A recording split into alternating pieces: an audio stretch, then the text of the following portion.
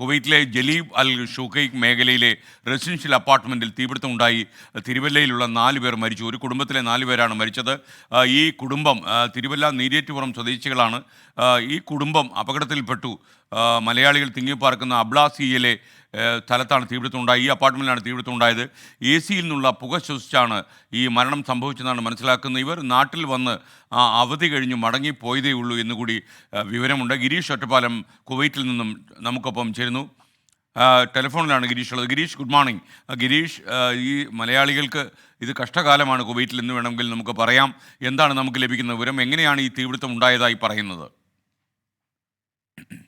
വളരെ സങ്കടകരമായ വാർത്തയാണ് കുവൈറ്റിൽ നിന്നും ഇപ്പോൾ നമുക്ക് അറിയാൻ കഴിയുന്നത്. കുവൈറ്റിലെ അബ്ബാസിയയിൽ ഇന്നലെ വൈകുന്നേരം ഉണ്ടായ തീപിടുത്തത്തിൽ 4 പേർക്കാണ് ഈ ദാരുണാന്ത്യം സംഭവിച്ചത്.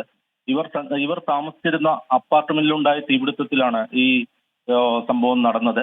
എ സിയിൽ നിന്നുള്ള ഷോർട്ട് സർക്യൂട്ട് കാരണം തീപിടുത്തമുണ്ടായി. തീപിടുത്തത്തെ തുടർന്ന് ഉയർന്നുണ്ടായ പുക ശ്വസിച്ചാണ് മരണകാരണം എന്നാണ് പ്രാഥമിക നിഗമനം.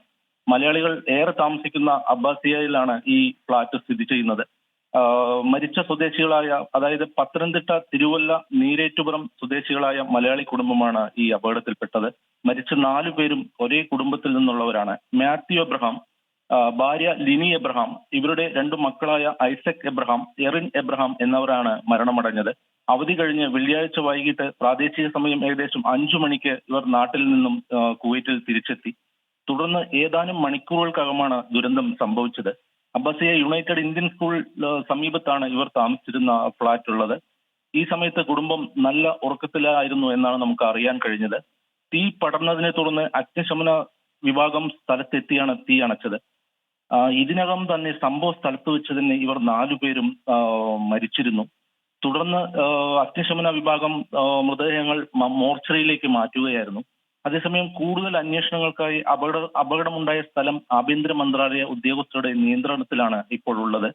കൂടാതെ അപകടത്തിൽ മരിച്ച മാത്യു എബ്രഹാം ബാങ്കിംഗ് മേഖലയിലും ലിനി അദാൻ ഹോസ്പിറ്റലിൽ നഴ്സായും ജോലി ചെയ്തിരുന്നവരാണ്. മക്കളായ ഐസക്, എറിൻ എന്നിവർ ഭവൻ സ്കൂളിലെ വിദ്യാർത്ഥികളാണ്. തിരുവല്ല തലവടി പടിഞ്ഞാറേക്കര മാർത്തോമ പള്ളി ഇടവക അംഗങ്ങളാണ് മരണമടഞ്ഞ കുടുംബം. ഇവരുടെ മൃതദേഹങ്ങൾ ഇപ്പോൾ മോർച്ചറിയിൽ സൂക്ഷിച്ചിരിക്കുകയാണ് SKN. തുടർന്ന് നടപടിക്രമങ്ങൾ പൂർത്തിയാക്കി മൃതദേഹങ്ങൾ നാട്ടിലേക്ക് കൊണ്ടുപോകും എന്നാണ് നമുക്ക് ഇപ്പോൾ അറിയാൻ കഴിയുന്നത്. SKN. ഓക്കെ, ഗിരീഷ് ഒറ്റപ്പാലമാണ് കുവൈറ്റിൽ നിന്നും ടെലിഫോണിൽ ചേർന്നത്. വളരെ സങ്കടകരമായ ഒരു കാര്യമാണ്. ഒരു കുടുംബത്തിലെ 4 പേർ കുവൈറ്റിൽ തീപിടുത്തത്തിൽ മരിച്ചു എന്നാണ് പറയുന്നത്. തിരുവല്ല നീരേറ്റുപുറം സ്വദേശികളാണ് ഈ അപകടത്തിൽപ്പെട്ടത്. കഴിഞ്ഞ വെള്ളിയാഴ്ചയാണ് അവർ നാട്ടിൽ നിന്നും കുവൈറ്റിൽ എത്തിച്ചേർന്നത്. നാട്ടിൽ അവധിക്ക് വന്നതിന് ശേഷം മടങ്ങുകയായിരുന്നു അവരെന്നാണ് നമുക്ക് മനസ്സിലാകുന്നത്. എ സിയിൽ നിന്നുള്ള പുക ശ്വസിച്ചാണ് ഈ മരണം ഉണ്ടായതെന്നും ഗിരീഷിൻ്റെ റിപ്പോർട്ടിൽ പറയുന്നു.